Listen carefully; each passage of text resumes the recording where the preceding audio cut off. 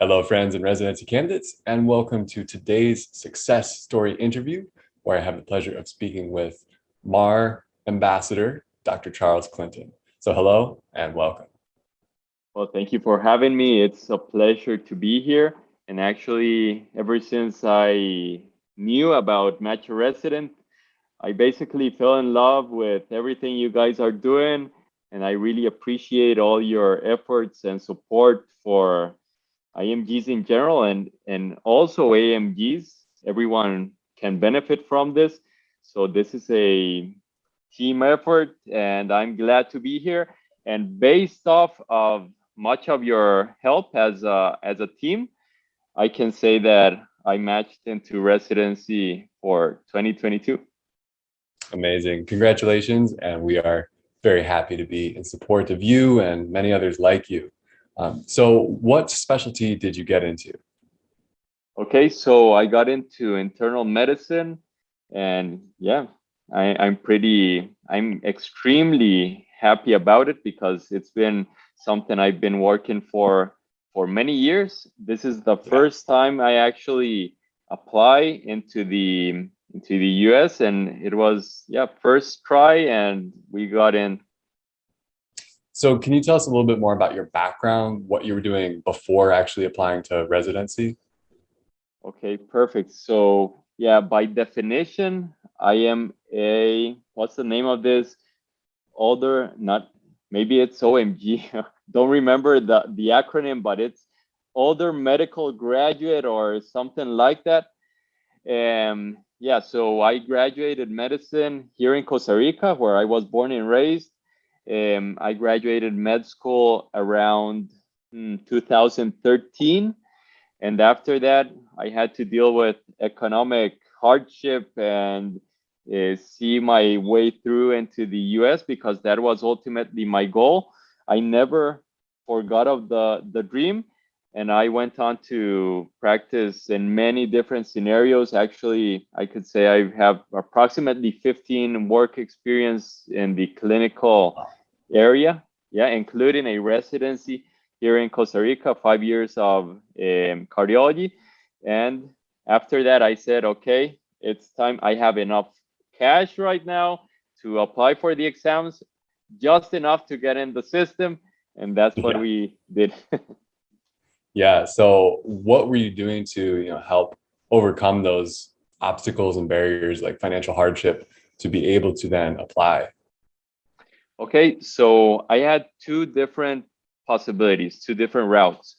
One of my routes was the one I saw as maybe faster, a quicker route, which was I'm actually a US citizen, so I had the chance to go and work in the US. And in the US, I had the chance of working in a pharmacy. I also applied to the Apple store in Boston, and I was accepted. I would have earned almost double. I actually earned here in Costa Rica as a doctor, but I preferred the long route, make experience, don't forget my craft and what I'm working for. And yeah, I chose the long route, and in the end, I believe it's paying off. So yeah, I have all this experience. Of course, I'll start from zero, but it's better for me in the long run, I believe. Mhm. Yeah. And so what drew you to pursuing medicine in the United States?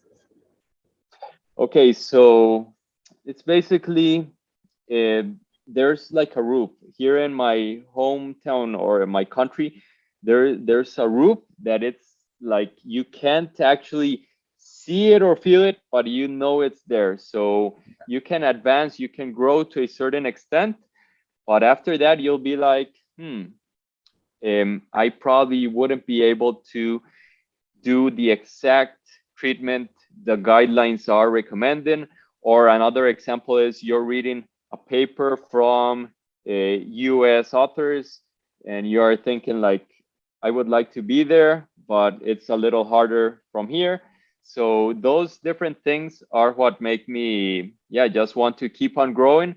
So it's that thirst to keep on growing and eventually be able to help more patients out and more people that are struggling this same path. Yeah. And so where do you see yourself evolving within the field? I know you have background in cardiology. Is that something you're going to continue after your internal medicine residency, or do you have other interests that you're hoping to pursue as well? Mhm. So internal medicine, I really, really like it. I actually, when I had to choose a specialty here in Costa Rica, this is one of the nations where we are lacking a specialist in many areas. So there is the possibility of doing cardiology almost a direct route. It's 2 years of internal medicine and then 3 of cardiology. So I had to choose. I had a very wide range of opportunities.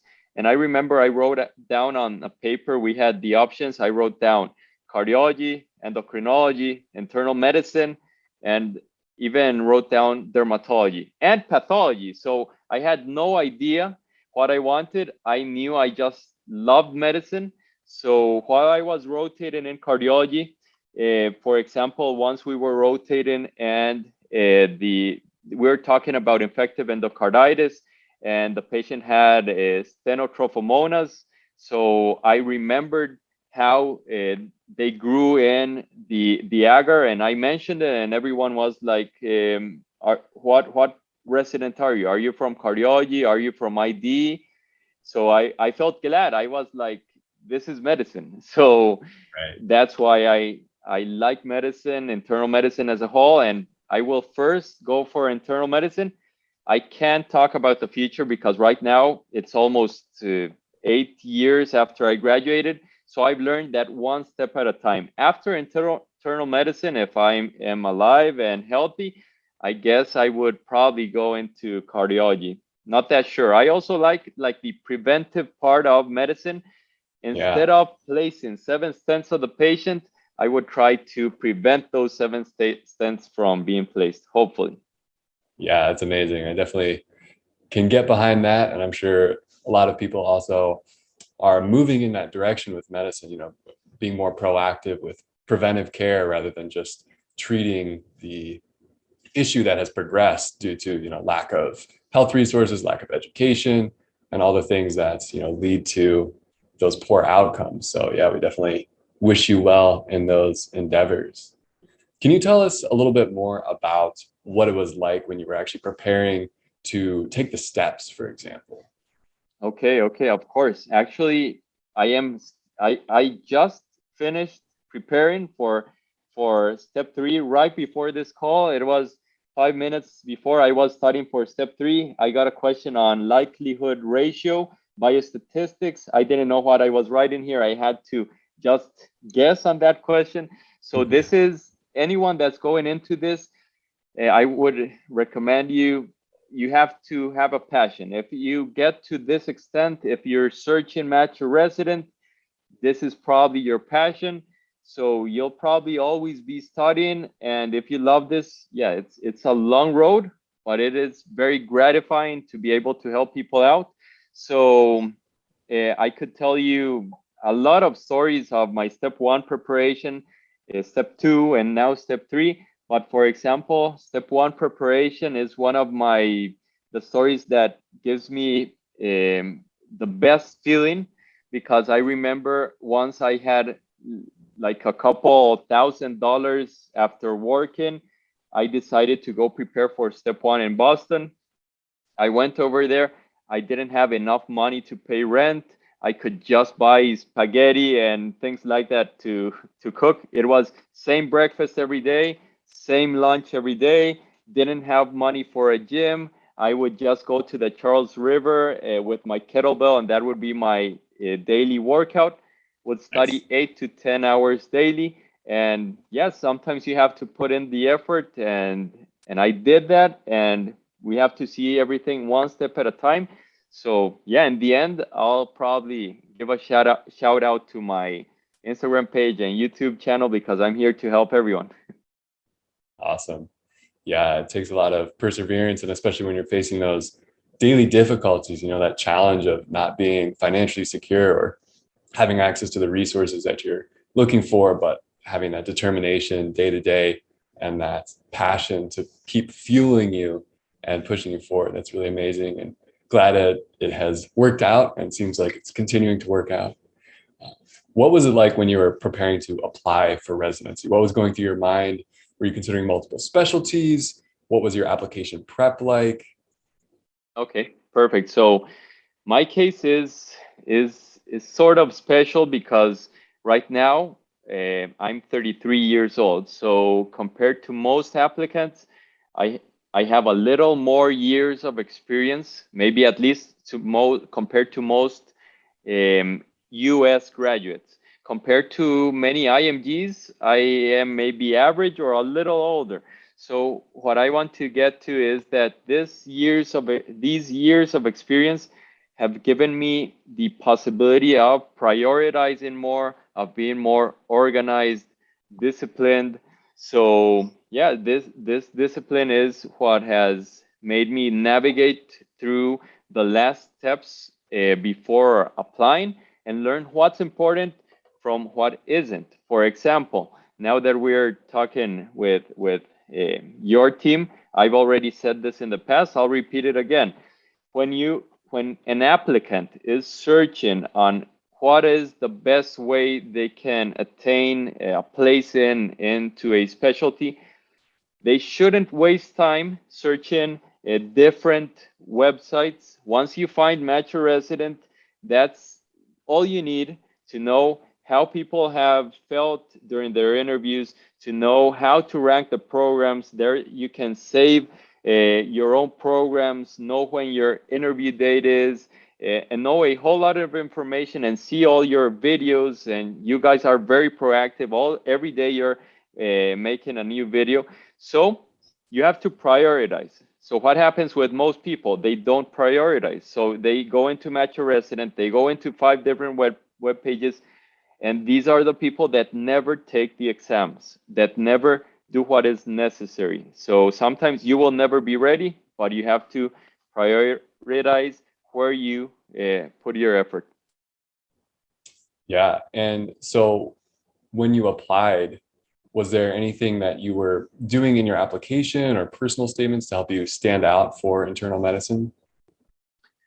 Okay, so I just thought to myself, for example, I was like, how will I convince these people that I am the one for their program if they're receiving approximately 4,000 in this era and age due to the pandemic and Yeah. digitalization?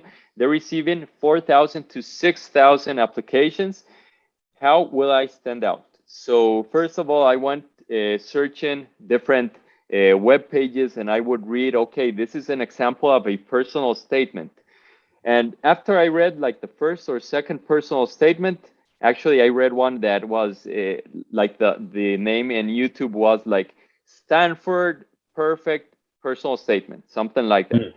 I Wow. read it and I was like, okay, this is nice, this is impressive, but that's not my story. So what is my story and what do I have to bring to the table? Then actually, when I was going to the US for an observership, in the plane, I said, okay, I'm gonna start to write my personal statement in this plane ride, because what is more motivating than me going out of Costa Rica and don't know how many thousand feet up in the air and start to write my personal statement, because this is my dream and this is where I'm going to. So I wrote my personal statement and I worked on it every 2 days, approximately for a couple of months. I have read it like 100 times, Yeah. and yeah, it's for me, it's a masterpiece. So there it is. It's 1 page long, no more than that. And I know I talk too much, but my personal statement is 1 page. Perfect. What were you doing to prepare for application or for interviews once the applications were actually sent out to programs? Okay, so for the interviews, what my main resource once again was Match a Resident. So I used, um, let's see, the interview preparation, and I forget her name right now. She would have classes with us every Tuesday or Wednesday on a weekly basis. So any question I would have before interviews, I would ask, what happens if If my background has, instead of two pictures, can I have this right here? Is it okay? What do you think? So I got personalized recommendations, and actually practice. I would practice with everyone. So I started speaking in English with everyone I could, because here in Costa Rica we speak Spanish. So I Yeah. would just practice with other people. And in the end, I actually did some videos where I would recommend people what to do based on what I learned from Match a Resident, which is basically, I have one of these videos on YouTube, but it's be yourself. So just be yourself, because if they choose you, they have to know who you are. So if I rehearse and I have my own script and I read it 100 times and I'm ready for that question and will recite the same thing, they'll say, okay, this guy is a robot and we don't know what this person will respond when they're in front of a patient. So be yourself. Right. I'm eccentric, I'm extroverted. That's what you'll see. If you agree with that in your program, so probably that's the place for me. If not, so that's not the place for me. And how did your interview experiences go once you actually got to them? Okay, so they actually went great. I was very it's very good memories about them.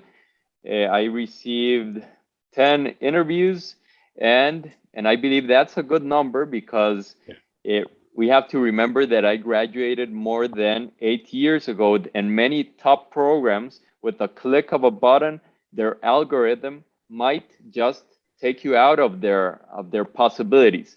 That being Definitely. said, if you graduated 20 years ago, I'm telling you, do not give up. There are more than, depending on what you're applying to, but there are more than 300 programs usually, and one of these will probably be willing to accept you. So yeah, it was a great experience. Actually, I was waiting for what people say, that in the first interview, that usually you should try to place the first interview at a place that isn't your top choice, because that will be like your practice session, and that's where you will say, okay, I missed it, I failed here, and I can improve there.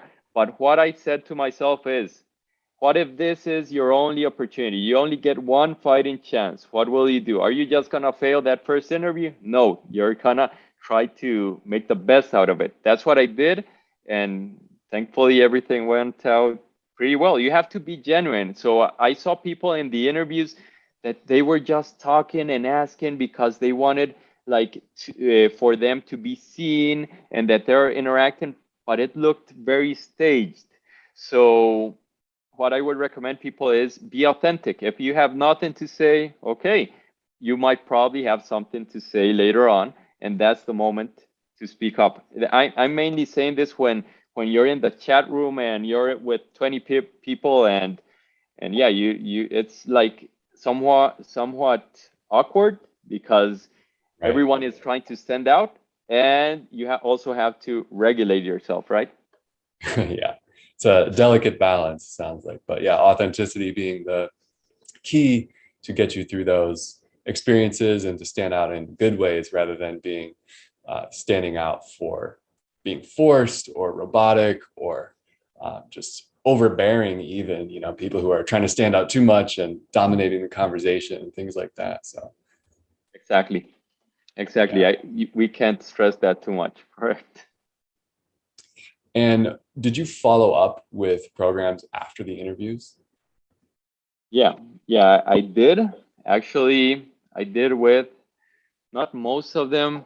Okay, I did follow up with all of the programs, because all of the programs made me feel good. So all of them made me feel welcomed. All of them gave me my space. And if they respected me and they gave me a part of their precious time, it was my obligation to say, hey, thank you. So that's why I wrote an email to each of them. I didn't write a thank you letter and print it out, because for me, I believe that was somewhat overkill in my case.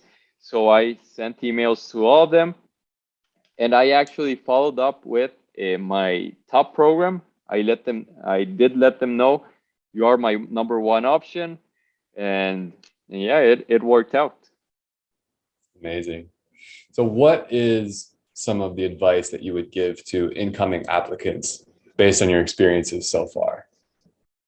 Okay, so if you like this interview, you can follow my YouTube channel. I think you can find it it's cclinton09, or you can follow my Instagram page. It's charlesclinton.md.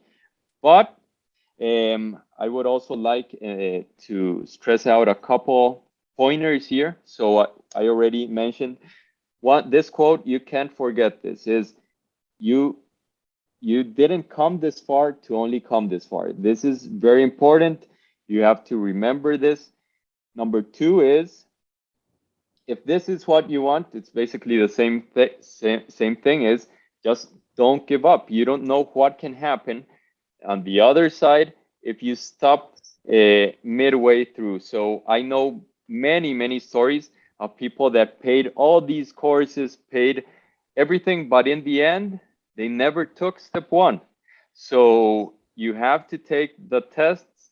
You will never feel 100% ready. I don't know of anyone who has told me, okay, I was 100% ready for this exam. So actually, I was taking like 3 blocks a day the day before the exam for almost every exam, except step 2 and probably step 3, because now I've matured and now I know that I have to rest the day before the exam.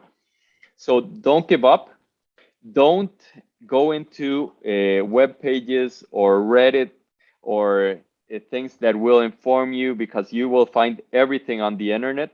The same thing you recommend your patients when your patient comes telling you that they use ginkgo biloba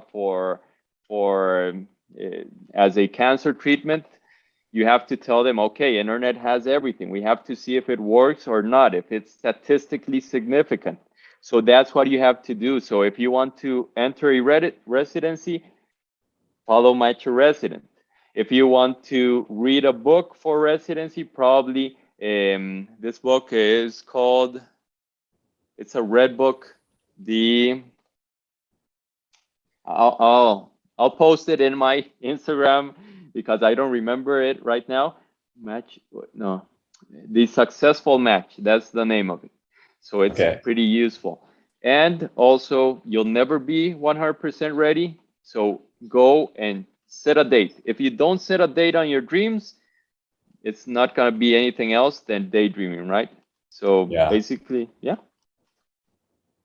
Fantastic. Well, I hope that people will stay in contact with you through Instagram and YouTube, and I'm sure you're going to be making more appearances through ambassador videos. And we just want to thank you for taking the time, and we wish you all the success in your residency to come. Well, thank you very much for having me. And last thing I would like to say to anyone watching this is, you can do it. If I'm average, so remember this other quote, average skill, phenomenal will. So you won't see the movies and these people that can make all these calculations and do everything perfect, and they can like the good doctor that he sees the whole anatomy of the patient and thinks about everything. That doesn't happen in real life. The probability that someone actually does that will be 1 in 10,000. So remember the other 9,999 who got there that don't have those skills. And this is probably you watching this. So you just have to put in the effort. It's worth it in the end. It's costly, but it's worth it. And in the end, it will pay off. And if you want to help people the best you can, you have to go to the best place. And for me, the best place is where I just entered. And yeah, that's it.